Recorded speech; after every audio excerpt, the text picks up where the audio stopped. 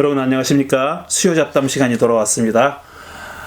오늘은 지난주에 이어서 우상을 숭배하고 미신을 믿는 것은 사악해서일까 멍청해서일까, 그 두 번째 시간을 갖도록 하겠습니다. 지난주에 미신이라는 것이 어떤 것인지에 대해서 좀 말씀드렸습니다. 오늘은 우상 숭배에 대해서 얘기할 텐데요. 내용이 좀 많기 때문에 좀 빨리 진행하도록 하겠습니다. 자, 구약 성서는 우상 숭배를 뭐라고 얘기할까? 뭘 우상 숭배라고 정의할까? 정의를 내려봤습니다. 첫 번째로 구약 성서가 얘기하는 우상 숭배는 야훼 신이 아닌 다른 신을 섬기는 행위입니다. 다른 신에게 제사를 드리고 다른 신에게 제물을 바치고 다른 신에게 소원을 빌고 축복을 빌고, 이런 게 우상 숭배입니다. 야훼 신이 아닌 다른 신을 숭배하는, 한마디로 얘기하면 야훼 신이 아닌 다른 신을 숭배하는 행위, 이게 우상 숭배고요. 그게 다가 아닙니다. 그런데 또 야훼 신을 숭배하지만 잘못된 방식으로, 다시 말해서 규정된 방식이 아닌 잘못된 방식으로 야훼 신을 섬기는 행위 역시 우상 숭배라고 얘기합니다. 그러니까 우상이라는 것이 야훼 신이 아닌 다른 대상이긴 합니다. 다른 대상이긴 하지만 야훼 신을 섬기는 경우에도 규정된 방식이 아닌 금지된 방식, 아니면 규정 이외의 방식, 이렇게 하지 말라는 것도 있거든요. 그렇지만 이렇게 하라는 방법이 있는데, 하라는 방법도 아니고 하지 말라는 방법도 아닌 어떤 회색지대에 있는 방식으로 야훼 신을 섬기는 것도 우상 숭배입니다. 그러니까 우상 숭배를 하지 않으려면은 야훼 신만 섬겨야 하되, 야훼 신만 섬기되 야훼 신을 규정된 방식대로만 섬겨야 우상 숭배가 아닌 겁니다. 그러니까 길이 상당히 좁은 거죠. 일탈할 경우가 많은 그런 경우입니다. 그렇게 말씀드릴 수 있습니다. 야훼 신을 섬김에 있어서 일탈된 방식으로 섬기는 경우가 많이 있을 수 있다. 야훼 신만 섬겨야 되고 또 규정된 방식대로만 섬겨야 하기 때문에 그렇습니다. 그렇다면 구약 성서가 왜 형상을 만들어서 섬기는 행위를, 우상 숭배 포함이죠. 그러니까 야훼 신의 형상을 만들어도 안 되는 거니까, 그건 야훼 신을 섬기는 올바른 방식이 아니니까 그렇습니다. 구약 성서가 형상을 만들어 섬기는 행위를 금지한 이유가 뭘까? 이에 대해서 학자들은 여러 가지를 얘기했는데, 일단 이건 아닙니다.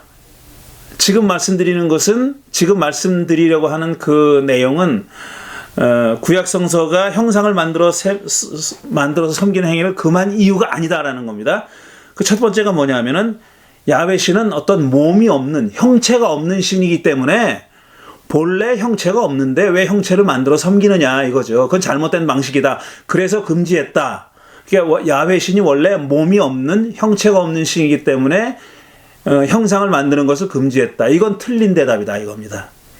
구약 성서는 야훼 신이 몸이 없다고 생각하지 않습니다. 야훼 신이 몸이 있다고 생각합니다. 그걸 가장 잘 보여주는 구절 하나만 읽어보면 민수기 12장 8절인데요. 이렇게 적혀 있습니다. 그와는 내가 얼굴을 마주보고 말한다. 그는 모세입니다. 그와는 내가 얼굴을 마주보고 말한다. 명백하게 말하고 모호하게 말하지 않는다. 그는 나 주의 모습까지 볼 수 있다. 그런데 너희는 어찌하여 두려움도 없이 나의 종 모세를 비방하느냐. 모세에 지금 대적하고 비방하는 사람들을 야훼 신이 비방하면서 하는 말입니다. 그러니까 야훼 신이 말씀하시기를 그와는 내가 얼굴을 마주보고 말한다.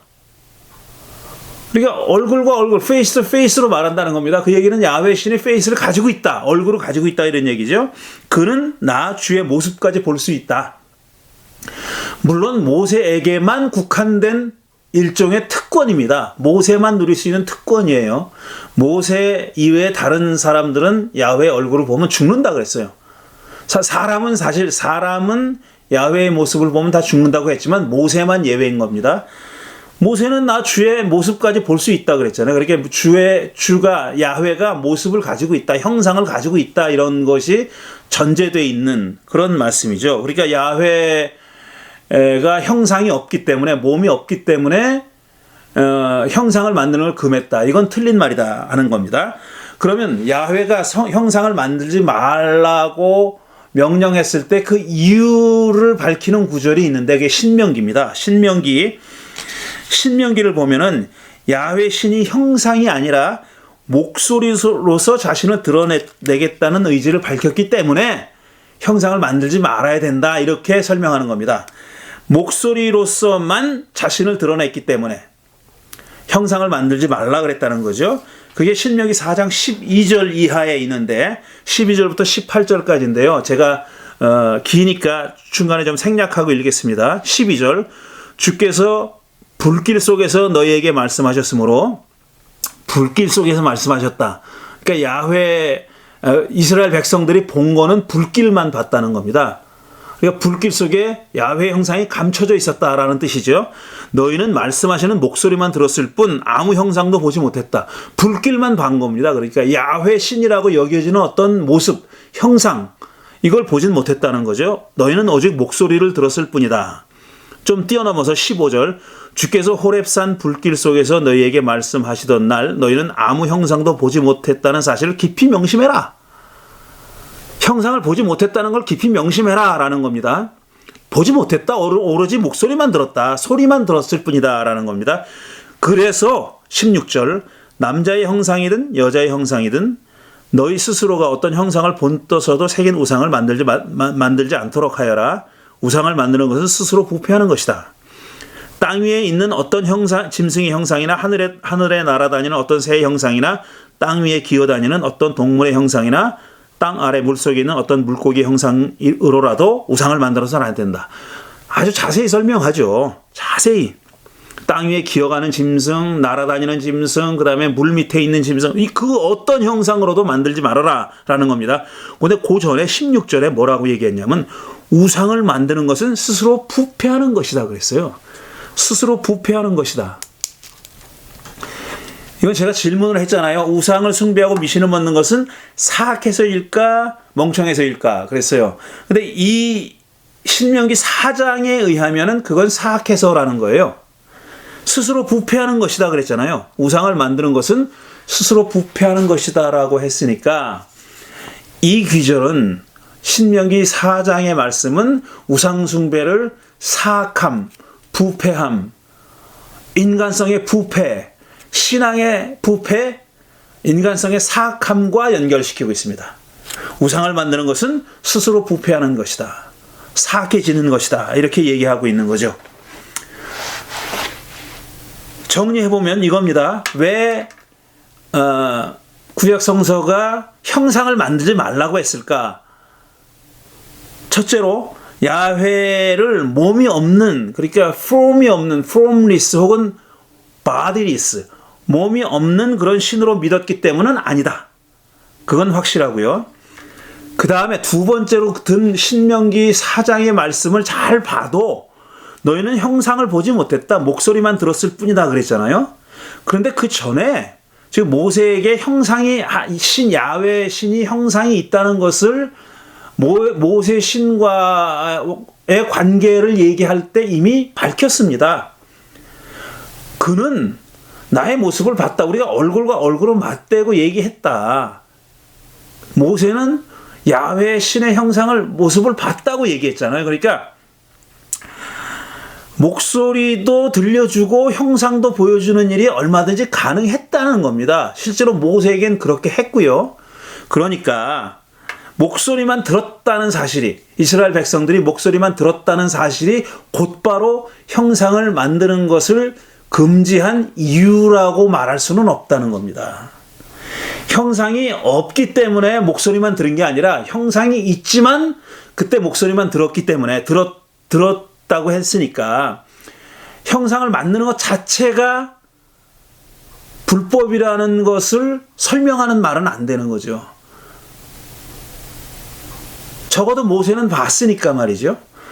그러니까 지금 우리가 내릴 수 있는 결론은 뭐냐면은 구약성서를 아무리 다 뒤져봐도 야훼의 형상을 만들지 말라는, 신상을 만들지 말라는, 그 어떤 형상 모습으로 또 형상을 만들지 말라는 계명을 준 이유를 확고하게 우리가 이해할 수 없습니다. 그게 확실하게 적시되어 있지 않다 이거죠. 목소리를 들었을 뿐이라고는 얘기했지만 그 자체가 형상을 만들지 말라는 명령에 필요 충분한 설명은 되지 못한다라는 겁니다. 따라서 아직까지는 우리가 지금 말할 수 있는 것은 구약성서에서는 형상을 만들지 말라는 명령을 왜 내렸는지 그거는 규명할 수 없다라는 결론을 내릴 수밖에 없다는 겁니다. 그렇지만 중동 문화권에서는, 고대 중동 문화권에서는, 그러니까 에집트, 가나안, 메소포타미아를 죄다 포함하는 겁니다. 모두 포함해가지고 고대 중동 문화권에서는 거의 예외가 없이 신의 형상을 만들어서 섬겼습니다. 거의라는 말을 제가 조심스럽게 넣었는데 사실상 예외 없입니다. 예외 없이 신의 형상을 만들어서 섬겼습니다. 그렇다면 우리가 물어야 할 질문이 뭐냐 하면은, 첫째로 그들은 왜 신의 형상을 만들었을까 하는 겁니다. 그들은 왜 신의 형상을 만들었을까? 그 다음에 또 두 번째 질문은, 이게 더 사실 더 중요하다고 볼 수 있는데, 그들은 자기들이 자기 손으로 만든 그 형상을 정말 자기들이 믿고 숭배하는 신과 동일시했을까? 신이 바로 그 형상이다라고 생각했을까? 아니면은 신이, 자기들이 숭배하는 신이 그 형상 속에 깃들어 있을까? 아니면 신과 그 형상을 동일시했을까? 정말 그랬을까? 라는 질문을 우리가 던질 수 있는 것이죠. 왜 그들은 도대체 신의 형상을 만들었을까라는 질문도 해야 되고, 그 다음에 그렇게 만든 신상을, 형상을 정말 그들은 자기들이 믿는 신과 동일시했을까라는 질문을 던져볼 필요가 있다는 겁니다. 첫째 질문에 대한 대답은 의외로 간단합니다. 그들은 왜 신의 형상을 만들었을까? 이 질문은 사실 왜 유독 이스라엘 종족들만 신의 형상을 만들지 않았을까라는 질문을 하는 게 옳습니다. 신의 형상을 만든 것은 너무나도 자연스러운 일이었었어요. 우리 현대인들은 어떤 신이 형상을 가지고 있지 않다, 어떤 영적인 존재다 라고 믿잖아요. 그리고 신을 무슨 형상을 만들어서 섬기는 것을 미신이라고 생각하고 저급한 종교라고 믿지 않습니까? 그러니까 예를 들어서 무당한테 찾아가면 뒤에 무슨 그림이 있잖아요. 그가 섬기는 신이 있잖아요. 무슨 장군이다, 뭐다 그러면서 그 우락부락한 신의 그림을, 신이 아니죠. 사람의 그림을, 우리가 말하는, 지금 얘기하는 신과는 좀 다른 종류지만 죽어서 신이 된 존재죠. 그런 형상을 다 그리거나 만들어 놓는 거예요. 그게 자연스러운 거예요. 왜냐하면 신은 formless bodiless다. 형체도 없고 몸이 없다라는 생각이 그때 당시 사람들의 머리에는 없었어요. 그게 상식적이 아니고 자연적이 아니었다는 겁니다. 그러니까 당연히 신이 몸을 가지고 있고 형체를 가지고 있다고 믿었으니까 신상을 만든 겁니다. 그거는 지극히 자연스러운 일이에요. 신상을 안 만들 이유가 없었다는 겁니다. 그게 그들 입장에서는 너무나도 합리적이고 자연스러운 일이었다라는 겁니다. 물론 거기에 정치적인 고려가 게재되어 있었다는 사실을 우리는 분명히 지적해야 합니다. 그걸 잊지 말아야 합니다. 지도자가 혹은 지배자가, 권력자가 자기들이 신의 어떤 그 명령을 받은 사람이거나 혹은 신의 화신이라고 믿었잖아요.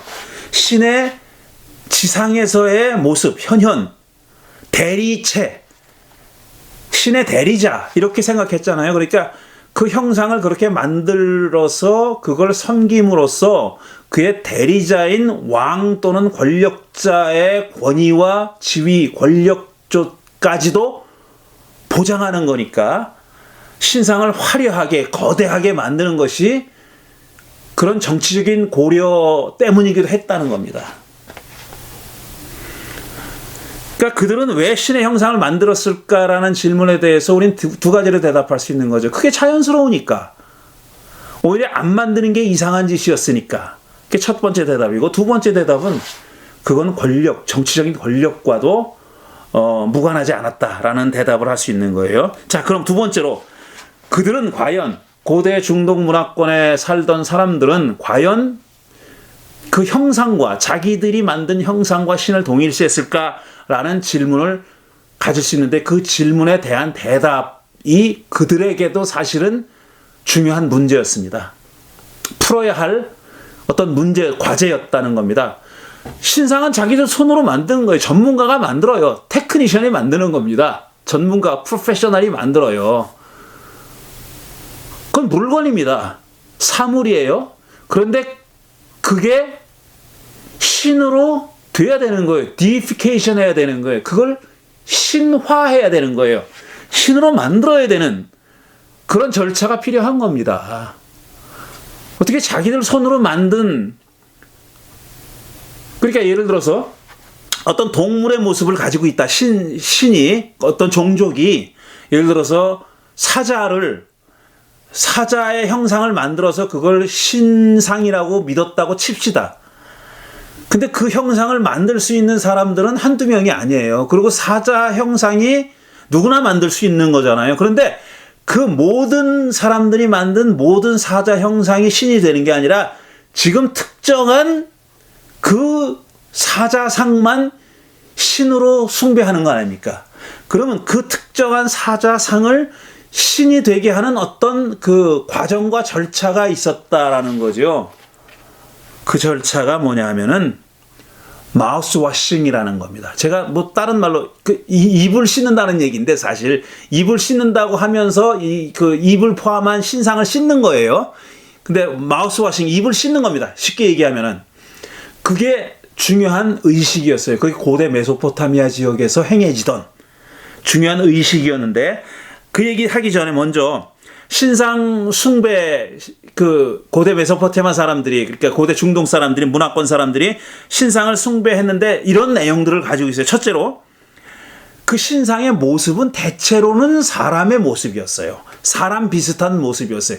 반인 반수일 수도 있고, 그렇지만 어쨌든 기본적으로 사람의 모습이었지만 때로는 해, 달, 별 같은 어떤 천체의 모습을 형상화한 경우도 있었습니다. 대개의 경우는, 그러니까 80~90%는 사람의 모습을 가지고 있었고, 그 신상을 만드는 재료는 나무나 돌입니다.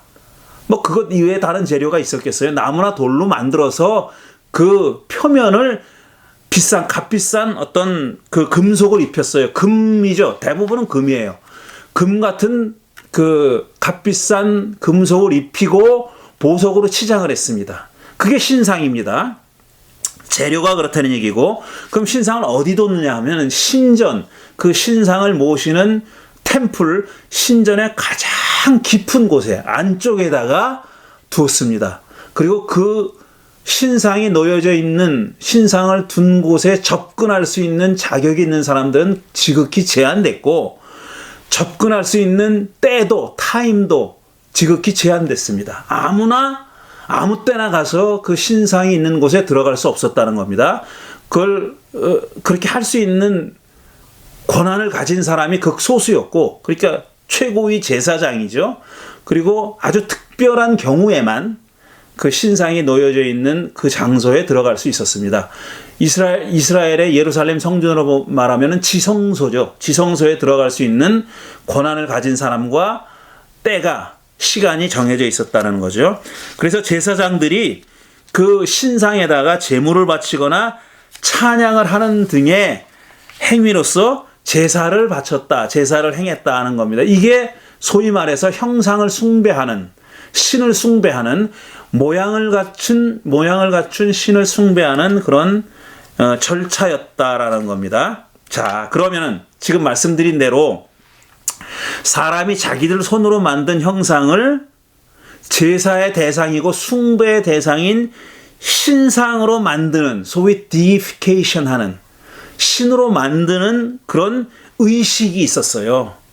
고대 메소포타미아 지역에 이런 의식이 있었는데, 그 의식을 우리 현대인들은 마우스 워싱 리추얼이라고 부릅니다. 그들이 그렇게 불렀어요. 그들이 그때 그 그들의 언어로다가 그렇게 불렀어요. 근데 그걸 번역하면 이제 마우스 워싱 리추얼이 되는 겁니다. 그러니까 직역하면 입을 씻는 예식이 되는 거예요. 절차가 이렇게 됩니다. 절차를 좀 빨리 제가 설명을 해드릴게요. 의미가 있어요. 다 제사장이 강가로 갑니다. 그래서 거기서 제사를 드려요. 어떤 제물을 바치는 제사를 바친 다음에 7개의 그릇에다가 물을 떠다가 형상을 만드는 작업장으로 그걸 가지고 가요. 그릇을 물이 들어있는 그릇을 가지고 가서 첫 번째 그릇에 물로 제작된 형상을 씻는 거예요. 그 물로. 그러니까 제작된 형상을 첫 번째 그릇에 담겨 있는 물로 씻어요. 그게 첫 번째 마우스 워싱입니다. 마우스 워싱은 모두 7번에 걸쳐서 행하는데 이게 첫 번째 마우스 워싱이에요. 그런데 왜 이 형상을 강가로 가지고 가느냐? 왜 강가에서 물을 떠와서 그렇게 하느냐 하면은 그 강을 주관하는 신 에아라고 하는 신입니다. 에아라고 하는 강물을 주관하는 신이 거기 살고 있는데 그 에아라는 강물을 주관하는 신은 동시에 어떤 역할을 하는 신이냐 하면은 형상을 제작하는 일을 관장하는 신이고 또 지혜의 신이라고 여겨졌어요. 근데 지혜의 신이라는 게 사실 의미가 없지 않은 겁니다. 근데 여기서 지금 이 의식에서 중요한 것은 뭐냐면 에아라는 신이 형상을 제작하는 일을 주관하는 신이라고 믿어졌고 그 신은 강물에 살고 있다고 믿어졌어요. 그러니까 강물로 가서 형상을 가지고 갔고 또 강물에서 물을 떠온 겁니다. 그러니까 형상을 제작하는 신이 지금 이 일에 관여하고 있다는 것을 보여주는 그런 행위죠. 그걸 확인하는 행위죠. 거기서 떠온 물로다가 형상을 씻었다라는 겁니다. 그 다음에 두 번째 마우스 워싱 의식은 뭐냐 하면은 그렇게 제작되고 그 다음에 첫 번째 마우스 워싱을 한 형상이 이미 신들이 된 그런 동료 신들처럼 되게 해달라는 내용의 주문을 외우는 의식입니다. 그렇게 하면서 두 번째로 마우스 워싱을 한다는 거예요. 그러니까 주문을 외우면서 인칸테이션 하면서 주문을 외우면서 두 번째 마우스 워싱 의식을 행하는 겁니다. 그 다음에 세 번째와 네 번째 마우스 워싱 의식은 이런 겁니다. 자, 위대한 신들이 이미 신이 된 위대한 신들이 지금 제작된 형상의 운명을 결정해줘서 이걸 신이 되게 만들어줘서 그러니까 먹고 마시고 들을 수 있는 힘을 부여해달라고 기도하는 그런 의식입니다. 그게 세 번째, 네 번째 마우스 워싱을 하면서 하는 제사 행위예요. 의식이에요. 다시 말씀드리지만 이미 신이 된 위대한 신들이 지금 이 형상에 먹고 마시고 들을 수 있는 능력을 부여해달라고 기도하는 거예요. 근데 먹고 마시고 들을 수 있는 능력이 이 신상이 하는 일이기 때문에 그래요. 제물을 바치면 먹고 마셔야 돼요. 그 다음에 와서 애원을 하고 기도를 하고 탄원을 하면 그걸 들어야 되잖아요. 그러니까 그런 능력을 갖춰야 되는 겁니다. 이 신상이. 그런 능력을 갖추게 해달라고 위대한 신들한테 제사장들이 비는 행위. 그게 세 번째, 네 번째 마우스 워싱이고 다섯 번째 마우스 워싱 의식은 뭐냐면은 자, 이게 비록 이 형상이 땅 위에서 사람들 손으로 만들어졌지만 실제로는 하늘에서 신들에 의해서 만들어진 것으로 그렇게 해달라고 비는 그런 의식이에요. 그런 의식을 하면서 다섯 번째 마우스 워싱을 한다는 겁니다. 재밌지 않았습니까? 이게 지금 이 사람들도 신학적인 딜레마를 가지고 있는 거예요. 분명히 신상은 그 형상은 자기들 손으로 만든 거거든요. 나무나 돌 갖다가 만들어서 거기다가 그 값비싼 금속을 씌운 거예요. 순전히 물질적인 거고 지상의 것이고 이건 그냥 현실 세계에서 일어난 일입니다. 전문가에 의해서 제작자에 의해서 만들어진 일이에요. 그런데 그게 거기에 그치는 것이 아니라 실제로는 하늘에서 신들이 만든 것이다. 그런 우리말로 현대말로 하면 영적인 제작 과정을 거친 거다. 영적인 제작 과정을 거친 거다라는 의미를 부여하기 위해서 그 내용을 기도한다는 겁니다. 그래서 제가 신학적 딜레마와 씨름하는 내용이라 그랬잖아요. 그게 신학적 딜레마가 있잖아요.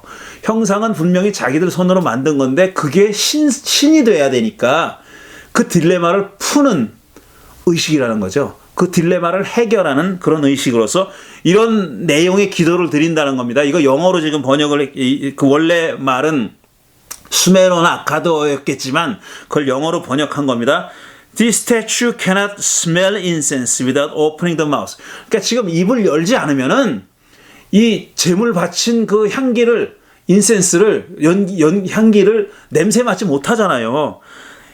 It cannot eat, cannot drink water. 그러니까 제물로 바친 짐승을 먹지도 못하고 그 다음에 제물로 바친 그 물이나 그런 뭐 포도주나 이런 음료들을 마시지 못하지 않습니까? 그런데 이 신상이 그런 걸 하게 해달라고 비는 거죠. 하게 해달라고. 실제로 하늘에서 만든 것으로 그렇게 해달라고 그렇게 비는 내용입니다. 그게 5번째고, 그렇게 설명을 하자면은 그들도 제작된 신상이 먹지도 마시지도 듣지도 못한다는 점을 인식했으므로 지금과 같은 정해진 의식을 통해서 그런 능력을 부여받는다 혹은 부여받는다고 믿었던 겁니다. 이게 5번째고요. 6번째 마우스워싱은 뭐냐면은 이게 또 흥미로운 거예요. 형상을 제작한 사람 있잖아요. 기술자의 손이 있잖아요. 기술자가 만든 거예요. 기술자의 손이 만든 겁니다. 그런데 이 6번째 마우스워싱을 하면서 하는 의식은 뭐냐면 상징적으로 나무로 만든 칼로 그 제작자의 손을 자르는 예식을 합니다. 그런 의식을 하는 거예요. 그러니까 실제로 이 제작자가 만든 게 아니다 라는 것을 보여주는 상징적인 행위죠. 그래서 그때 외우는 주문이 뭐냐면은 I did not create the statue. I did not create the statue at all. It was the craftsman God who created the statue. 그러니까 내가 이제 제작자가 얘기하는 건 나는 이 신상을 창조하지 않았습니다. 나는 이 신상을 절대로 창조한 게 아닙니다. 이걸 창조한 자는 누구냐 하면은 크래프트맨 갓이다 이거지. 이런 일을 하는 신이다.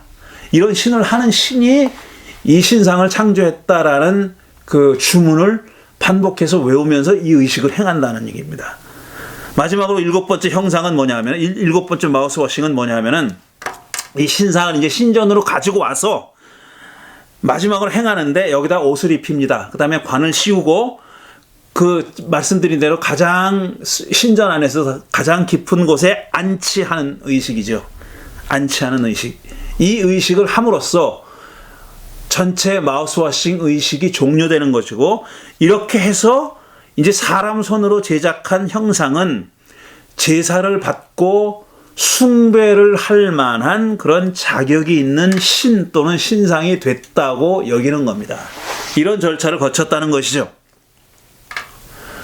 그러니까 고대 중동 문화권의 사람들도 자기들이 신상을 자기들 손으로 만들었으면서 그 형상이 신상이 되는 그 신이라는 믿음을 갖기 위해서는 이런 의식을 행했다는 겁니다. 이런 의식을 행함으로써 그것을 신상으로 삼았다.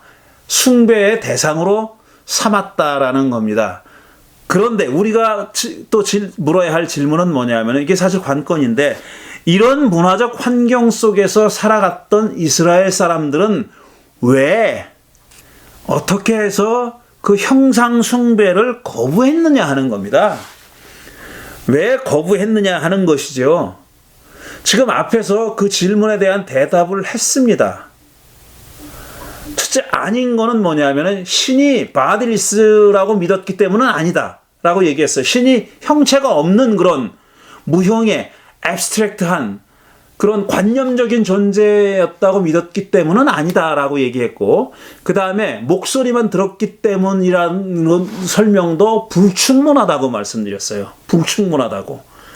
그래서 그 이유를 우리는 찾지 못해요. 그러니까 그렇게 만드는 자들을 사악한 자들이라고 얘기하면서 형상을 숭배하지 말라 그랬잖아요. 그런데 그게 후대로 가면은 이 대답을 아직까지 찾지 못했는데, 우리는 찾지 못했는데 그들은 그게 대답이라고 생각했던 겁니다. 그 고대 이스라엘 사람들은 대답이라고 생각했지만 사실 우리가 지금 성서를 읽는 입장에서는 충분치 않은 대답이라고 밖에는 여겨지지 않는 건데, 후대로 와서는 그들도 아마 그런 딜레마를 느꼈는지 모르겠는데, 후대에 와서는 우상을 숭배하는 행위를 사악한 행위라고 보기보다는 멍청한 바보 같은 지혜롭지 못한 행위라고 비판하는 경향이 드러났다는 겁니다. 근데 그거를 어떤 그 우상숭배라고 하는 그 뭐라 그럴까, 그 사악하고 폐륜이고 막 이거는 도덕적으로 신학적으로 문제가 심각하다, 이건 정말 나쁜 짓이다 라는 점을 강조했다기보다는 후대로 오면은 그건 참 바보 같은 짓이다, 멍청한 짓이다. 그러니까 우상숭배를 사악한 짓과 동일시했던 게 과거의 어떤 그 이유였다면, 우상숭배를 금지한 이유였다면, 후대에 내려와서 그걸 금지한 이유는 우상숭배를 미신 또는 물신숭배와 동일시하면서 그걸 거부했다는 겁니다. 우상숭배를 하지 말아라 라는 명령은 똑같아요. 그러나 그 이유가 그 이전 시대에는, 상당히 과거에는, 초기에는, 그러니까 그게 사악한 짓이기 때문에 야훼를 저버리고 다른 신에 가서 머리를 수그리는 사악한 짓이었기 때문에 그걸 금지했다면, 후대로 내려올수록 그 금지한 이유가 그건 바보 같은 멍청한 짓이었기 때문에 금지했다라는 식으로 이유가 바뀌었다는 겁니다. 자, 그 이유가 바뀐 내용이 초기에도 사실상 드러납니다. 아주 강렬하게 드러나지 않지만 드러나요. 그게 뭐냐면 신명기 4장 28절. 이건 신명기의 4장 28절이 어느 때 쓰여졌는지는 정확하게 우리가 알지 못해요. 그런데 내용으로 봐서는 아마 신명기와 신명기 역사서가 두 번째로 편집된, 수정된 포로기 이후일 거라고 짐작하는 것이 타당하다고 생각하는데요. 내용이 뭐냐 하면은, 너희는 거기에서 사람이 나무와 돌로 만든 신, 즉 보지도 못하고 듣지도 못하고 먹지도 못하고 냄새도 맡지 못하는 신을 섬기게 될 것이다.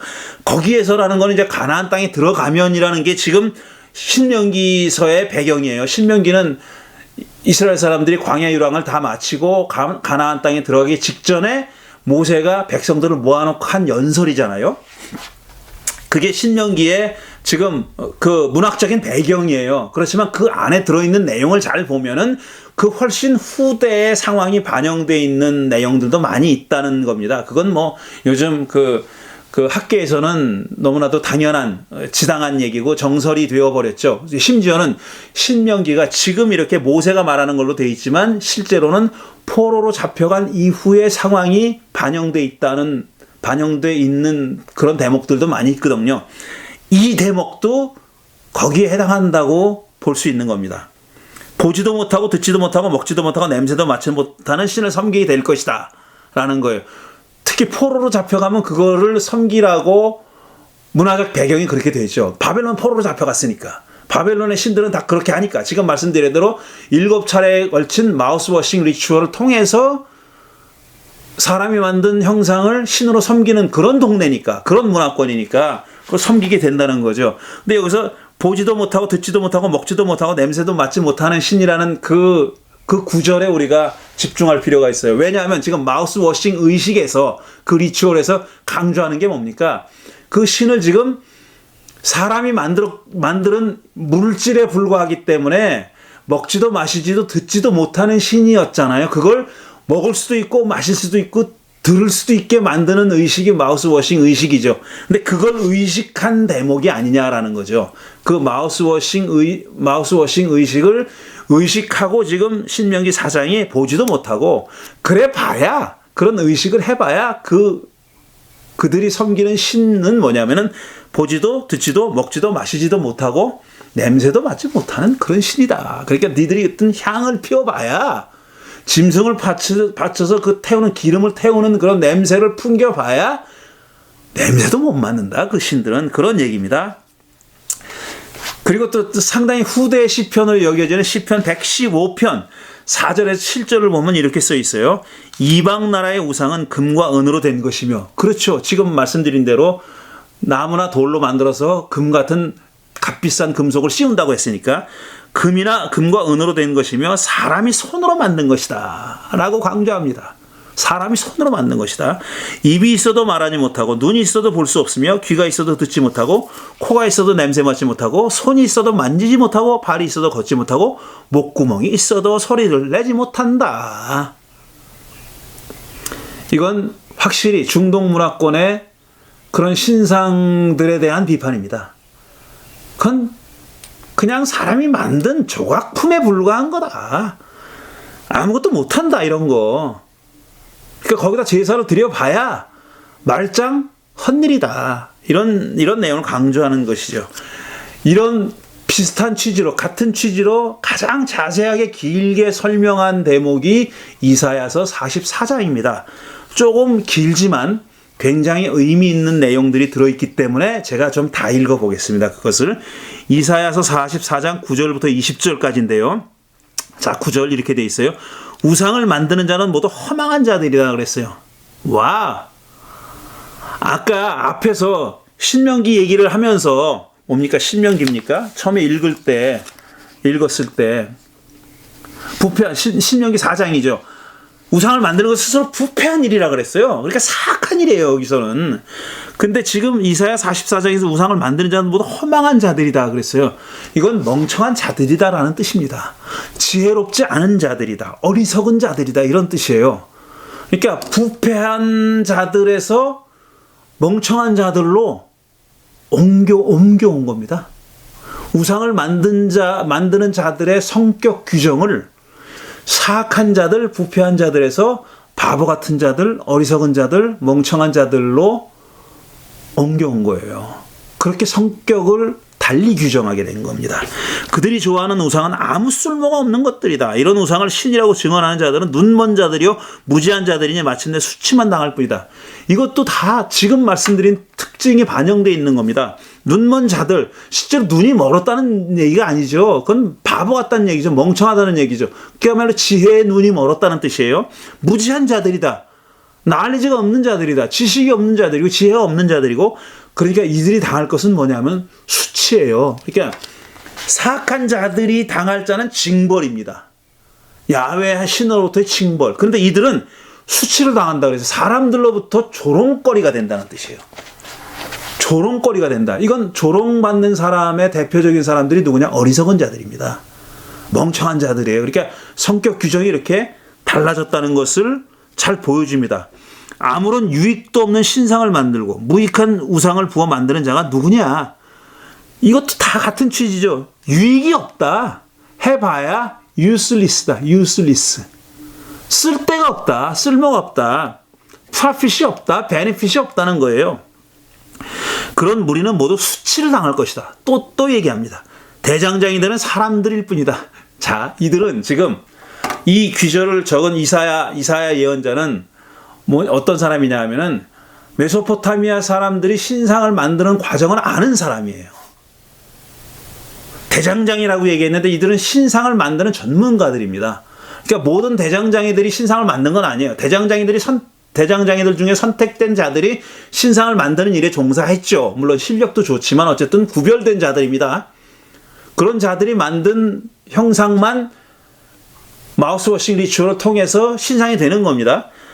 그걸 알고 있어요. 대장장이들은 사람들일 뿐이다. 그들을 모두 불러 모아 법정에 세워라. 그들은 두려워 떨며 수치만 당할 것이다. 철공은 그의 힘센 팔로 연장을 벼리고 숯불에 달구어 매로 쳐서 모양을 만든다. 이건 신상을 만드는 구체적인 과정을, 세세한 과정을, 디테일을 설명하고 있는 거예요. 이렇게 일을 하고 나면 별 수 없이 시장하여 힘이 빠진다. 신상을 만드는 사람도 사람이다 이겁니다. 물을 마시지 않으면 갈증으로 지친다. 그러니까 신상을 만드는 자들이 사람을 초월한 그런 존재가 아니라는 거죠. 그냥 하잘것없는 사람이라는 얘기예요. 그리고 하잘것없는 사람이 만든 신상이 별거겠느냐 이런 뜻입니다. 목공은 줄을 들여 나무를 재고 석필로 줄을 긋고 대패질을 하고 걸음쇠로 줄을 긋는다. 그렇게 해서 사람의 아름다운 모습을 따라 우상을 만들어 신전에 놓는다. 그는 용도에 따라서 백향목을 찍어오기도 하고 삼나무와 상수리 나무를 베어오기도 한다. 그러니까 신상에 따라서, 어떤 신상을 만드느냐에 따라서 재료를 이렇게 달리 쓴다. 그러나 그 나무들은 저절로 튼튼하게 자란 것이지 그들이 키운 것이 아니다. 하하, 이건 그야말로 그들이 그 나무가 그렇게 자라게 하는데 아무 역할도 못하는 거다라는 겁니다. 하늘에서 내리는 비를 머금고 자라는 것이지 그들이 자라게 하는 것이 아니다. 이 나무는 사람들에게 땔감에 지나지 않는다. 목공 자신도 그것으로 몸을 따스하게 하고 불을 피워 빵을 굽기도 한다. 그런데 그것으로 신상을 만들어서 그것에게 절하며 그것으로 우상을 만들어서 그 앞에 엎드린다. 이게 얼마나 웃기는 일이냐 하는 겁니다. 똑같은 나무인데 어떤 나무는 땔감으로 쓰고 음식을 데펴 먹기도 하고 추위를 몰아내기도 하고, 똑같은 나무인데 어떤 나무는 그걸로 신상을 만드니 그게 땔감하고 뭐가 다르냐는 거죠. 우상을 만드는 것과 똑같은 나무 반토막으로는 불을 피우고 그 불덩이 위에 고기를 구워 먹고 그것으로 배를 불리며 또 몸을 따스하게 하며 그 불을 보니 따뜻하다라고 말한다. 불을 떼고 남은 토막으로는 신상 곧 우상을 만들고 그 앞에 엎드려 숭배하고 그것에게 기도하며 나의 신이시여 나를 구원하여 주십시오 하고 빈다. 이건 뭐냐면 조롱하는 겁니다. 어리석은 자들에게 조롱하는 거예요. 앞에서 수치를 당할 거다, 조롱을 당할 거다고 얘기했잖아요. 근데 실제로 이사야 44장을 쓴 이사야는 신상을 만드는 행위 자체를 조롱하고 있는 거예요. 근데 조롱하고 있는 그 근거가, 레셔널이, 논거가 현대인들의 그것과 상당히 비슷하잖아요. 현대인들이 그 소위 형상을 만들어서 섬기는 미신을 믿는 사람들을 조롱하는 것과 거의 같은 논리로 지금 메소포타미아 사람들이 하는 그 행위를 조롱하고 있습니다. 아주 조롱하고 있는 거예요. 그러면서 뭐라고 얘기하면 18절, 19절인데 백성이 알지도 못하고 깨닫지도 못하는 것은 그들의 눈이 가려져서 볼 수 없기 때문이며 마음이 어두워져서 깨달을 수 없기 때문이다. 이겁니다. 이건 지금 우상 숭배를 위즈덤 주제, 지혜의 주제와 연결시키고 있습니다. 이걸 어떤 제사 행위나 그런 것과 연결시키는 게 아니라 인간이면 누구나 가질 수 있는 이성과 상식과 합리와 지혜로다가 연결시키고 있는 거예요. 이건 사실상 사람이라면 누구나 이런 짓이 어리석은 짓이라고 보지 않겠어? 나무를 한 토막 가지고 와가지고 반 토막은 땔감으로 삼아가지고 음식을 데펴 먹고 또 나머지 반 토막을 그걸 형상을 만들어서 거기다 대고 절을 하고 그걸 섬기고 있으니 얼마나 바보 같은 짓이냐라고 얘기하는 겁니다. 이 지혜의 주제, 지혜문학의 주제, 잠언, 욥기, 전도서 같은 지혜문학의 주제와 연결되어 있는 겁니다. 19절, 그런 사람에게는 생각도 없고 지식도 없고 총명도 없다. 고작 한다는 말이, 내가 그 나무 반토막으로는 불을 피워 불덩이 위에 빵을 굽고 고기를 구워 먹었지. 불을 떼고 남은 나무로는 가증한 우상을 만들었지. 이제 나는 그 나무 토막 앞에 절한다 하는구나. 자기들끼리도 이렇게 스스로 생각한다는 겁니다. 자조적인 그런 생각을 가지고 있다는 거죠. 그 신상에다 절하는 자들조차도 이거 반토막으로 내가 국을 끓여 먹고 반토막으로는 만든 형상으로다가 여기다 절을 하니까 얼마나 이게 어리석은 짓이냐라는 생각을, 자조적인 생각을 자기들도 하고 있다라는 겁니다. 그렇게 이사야 44장은 우상숭배를 지혜가 없는 어리석은, foolish, 어리석은 사람들의 행위라고 그렇게 비판하고 있습니다. 자, 그래서 이제 정리하겠습니다. 말씀드린 대로 우상숭배는 사악한 것이라고 생각했는데, 그래서 금지했는데, 초기에는 그랬는데, 후기로 갈수록 그거를 미신과 연결시켰어요. 그러니까 바보 같은 어리석은 행위, 지혜 없는 자들의 어리석은 행위라고 연결시켰고, 그들은 결국은 조롱을 당할 것이다 그랬어요. 어리석은 자들이 당하는 그런 그 수치스러운 조롱을 당할 것이다 라고 얘기했습니다. 그러니까 이제 미신은 무엇이고 우상숭배는 왜 하는 걸까라는 생각을 우리가 해봐야 되는 겁니다. 자, 제가 그 사진 하나 보여드릴 텐데, 이거는 한겨레 신문에 나온 며칠 전에 실렸던 한 칼럼입니다. 요 밑에 얼굴 있는 그분이 쓴 칼럼인데, 제가 이게 잘려가지고 보이지가 않네요. 제목이 대선 후보 미신 논란이 놓친 것 해가지고, 제가 지난주에 보여드린 윤석열 씨가 이 손바닥에다 왕자를 쓰고 나와가지고, 이건 일부러 보여준 거예요. 사실 실수로 보여진 게 아니라 보란 듯이 보여준 겁니다. 그렇지 않으면은 이렇게 여기다가 써 나올 이유가 없잖아요. 이게 창피한 짓인 줄 알았으면, 어리석은 짓인 줄 알았으면 그렇게 안 했을 겁니다. 근데 어쨌든 이 칼럼에 제가 일부를 인용해 보겠습니다. 이렇게 쓰여져 있어요. 흥미로운 점은 윤석열이 미신 담론의 구덩이에서 벗어나기 위해서 한 행동이다. 그는 손바닥 글자와 역술인 멘토 논란이 한창이던 지난 10월 10일 성경책을 들고 서울 여의도 순복음교회를 찾아가 기도를 하고 손뼉을 치며 예배에 참석하였다. 미신의 반대는 종교, 특히 개신교라는 사인을 보낸 셈이다. 그러나 이 퍼포먼스는 그의 판단력에 대한 신뢰를 더욱 떨어뜨리는 선택이었다. 주술이나 전복을 믿는 것이 불법적이거나 비도덕적인 일이 아님에도 불구하고 시민들이 역술인을 가까이 하는 공직 후보자를 꺼리는 이유는 그것이 정상적인 종교가 아니기 때문이 아니다. 그런 인물은 많은 사람의 이해가 걸린 공적 문제를 판단할 때 전문가나 당사자가 아닌 엉뚱한 사람의 목소리에 귀를 기울일 가능성이 크기 때문이다. 그러니까 이 필자의 주장은 뭐냐면은, 미신을 찾고 역술을 하는 것이 정상적인 종교가 아니기 때문에 그런 후보를 지금 불안해하고 염려하고 꺼리는 게 아니다라는 거예요. 그것도 미신이 아니라 그걸 미신이라고 해서 그렇게 하는 것이 아니다라는 거예요. 오히려 그런 종교의 영역의 일이 아닌, 종교의 영역에 속한 일이 아닌 나라를 운영해야 하는 일들, 그러니까 정책과 어떤 법적인 일과 행정적인 일과 그런 일을 행하는 데 있어서 그런 역술인을 찾아갈까봐 그걸 걱정하는 거다. 그 사람의 종교에 국한돼 있다면은 그거 누가 문제로 삼겠느냐? 그건 그 사람의 종교의 자유에 속한 일이니까.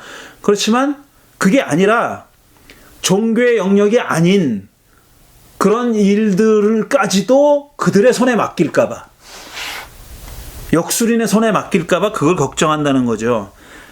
조금 더 읽어보죠. 그가 천공 스승의 가르침 대신 주요 종교 지도자들의 조언을 진지하게 듣는다고 해서 문제의 본질이 달라지지는 않는다. 이게 제가 이 글을 가져온 이유 중에 하나입니다.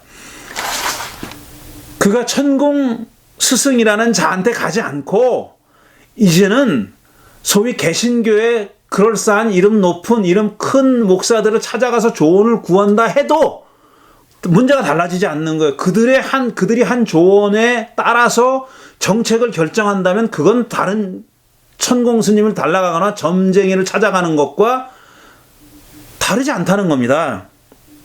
대통령 후보에 대해 우리가 물어야 할 것은 종교를 믿는지 미신을 믿는지가 아니라 중요한 정치적 문제들에 대한 타당하고 최종적인 결정을 스스로 할 수 있는 능력을 갖추고 있는가이다. 그러니까 누구와 상의를 해야 되는지, 누구와 누구와 토론을 해가지고 정책을 결정해야 하는지, 그러니까 그 정책을 다루는 데 있어서 전문가들과 해야 하는지, 아니면 역술인이나 목사나 이런 자들과 해야 하는지를 판단할 수 있는 능력이 없다고 얘기하는 거예요. 이게 문제다. 이 사람은, 이 저자는, 필자는 윤석열의 문제는 그거다. 그럴까봐 걱정이 된다라는 얘기입니다. 미신과 고등종교, 미신 대 고등종교의 프레임은 잘못된 거예요. 이런 프레임은 옳지 않습니다. 올바르지 않습니다. 왜냐하면은 우리가 정통 종교라고 하고 고등 종교라고 하는 것에도 미신적 요소가 굉장히 많이 있어요. 그리고 그 고등 종교라고 부르는 것을 믿는 사람들이 또 그들이 주체입니다. 그 교리가 뭐라고 얘기하든지 간에 그걸 믿는 사람들 가운데 미신을 배척하지 않는 사람들이 상당히 많이 있고, 다 그렇게 한 사람이 다 가지고 있는 거예요. 양쪽을 다 가지고 있으니까 미신 대 종교의 어떤 대립이라는 프레임은 맞지 않는 거예요. 그건 옳지 않은 거예요. 그 다음에 정통 종교의 우상 숭배 프레임도 역시 잘못된 겁니다. 정통 종교가 있고 그 다음에 우상 숭배가 있고, 지금 제가 이 구약 성서를 말씀드릴 때도 그 프레임이 변했다는 걸 얘기했잖아요. 사악하다고 여겨졌는데 나중에는 어리석다고 여겨진 거예요. 그건 이제 우상 숭배를 미신처럼 생각하게 된 겁니다. 어리석은 자들이 하는 짓으로 여기게 된 거예요. 그러니까 이런 프레임은 옳지 않은 거예요. 정통 종교나 정통 종교 대 우상 숭배, 이건 옳지 않은 거예요. 정통 종교 안에도 우상 숭배적인 요소가 굉장히 많이 들어있기 때문에 그건 잘못된 프레임이라는 겁니다. 그러니까 문제는 뭐냐 하면 미신이라는 것 자체, 아니면 천공 스승이라는 자, 아니면 점쟁이, 이런 것을 비난하고 미신을 비판하고 할 게 아니라 그 미신을 믿는 사람들이 문제인 겁니다. 그러니까 엉뚱한 데 욕을 하는, 우상 숭배도 예를 들어 형상 그 자체가 무슨 힘이 있어요. 구약성경 후기에 가면은 그렇게 얘기하는 거잖아요. 형상 그 사람이 만들어가지고 반토막은 국 끓여 먹고 반토막은 형상 만든 건데, 근데 문제는 뭐냐면 거기다가 신적인 어떤 속성을 부여하는 사람입니다. 그러니까 우상을 숭배하는 사람에게 있는 거예요. 그러니까 우상 숭배는, 그러니까 미신은 어디에 있는 거냐 하면은, 미신은 천공 스승에게 있는 것이 아니라, 점수를 하고 복수를 하는 사람에게 있는 것이 아니라 그 사람을 찾아가서 묻는 사람의 마음 속에 있는 거고, 우상 숭배의 결정적인 점은 뭐냐 하면은, 우상 숭배의 본질은 어디 있냐 하면은 그 형상에 있는 게 아닙니다. 그 형상에 절을 하고 그 형상에다가, 그 물질에다가 신성을 부여해서 거기서부터 어떤 특별한 능력을 끄집어내서 자기 것으로 만들려고 하는 사람의 심성에 있는 거죠. 그러니까 우상 숭배는 내 안에 있는 거예요. 사람들 속에 있는 거예요. 그러니까 어떤 종교를 가지고 자꾸 그 종교는 우상 숭배의 종교다 라든지, 그 종교는 종교가 아니라 그건 미신이야 라고 얘기하는 건 잘못된 얘기입니다. 어떤 훌륭한 종교도 사람은 미신으로 만들 수 있는 능력이 있습니다. 어떤 훌륭한 종교도 그걸 우상으로 만들 수 있는 능력이 사람 안에 있어요. 그런 경향이 사람 속에 있어요. 그러니까 한마디로 예수도, 야훼가 그 구약 성서에 야훼를 따르던 사람이 야훼를 우상 숭배하듯이 했던 것처럼, 그렇게 기독교인들도 자기들이 믿고 따른다고 하는 예수를 얼마든지 우상으로 만들 수 있는 겁니다. 실제로 또 그렇게 하고 있고요. 예수 그 자신으로, 예수께서 하신 일, 예수께서 하시고자 했던 일, 예수께서 사셨던 삶, 예수께서 말씀하셨던 가르침의 그 본질적인 내용과는 무관하게 그 예수를, 그리고 예수의 행동과 언행과 말씀을 자신의 욕망을 채우는 도구로 사용했을 때, 그건 이미 예수를 우상으로 만들어 버린 겁니다.